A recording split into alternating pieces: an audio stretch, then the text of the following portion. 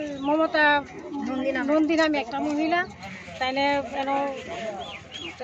দেহ ব্যবসা করে সুব্রত দাস তাইলে গেছিল মানে বিচার করতো গেছে পরে তাইলে ফাঁসাই দিছে তাইলে জানার পরে ফাঁসে অনেক থানা বিনা দোষে তাইলে দুইটা নিচে যে অনেক আনত গেছে তাইলে ছাড়ছে না। একজন না শুধু দুইজন আছে, সুব্রত দাস আর অজয় দাস নামে দুইজনকে বিনা কারণে জেলে ঢুকাই রাখছে। আমরা তাইনে শাস্তি চাই। তাইনে দেহ ব্যবসা করে কদিন পরে পরে মানুষরা ফাঁসায়। এই কয়দিন আগে একজন দেহ ব্যবসার নামে সুইসাইড করছে, আমার বাড়ি আমার ছোট দেওয়ার সুইসাইড করছে এই মহিলার কারণে।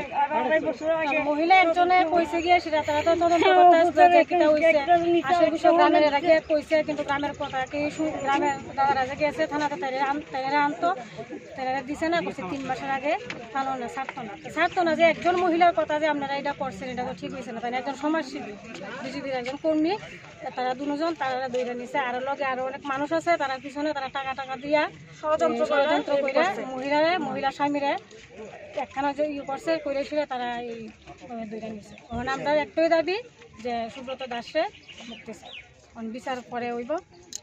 আগে সুব্রত দাসে দিত একটা গ্রাম পুরো নষ্ট করতেছে একটা মহিলা আর বিনা কারণে তারা দুজনকে ধরে নিছে। আমার ছেলেরা নিচে গাছ ধরে ফোনে নিয়ে তাই ফাঁসাইছে আমার সংসার। একটা ফোন করে নিয়ে ফাঁসাইছে। যদি হ্যাঁ বিয়া করে তাই বলে সুইসাইড করবো, বিয়া করে টাকা পয়সা যা আছে সব তাইরই দে গড় বাজার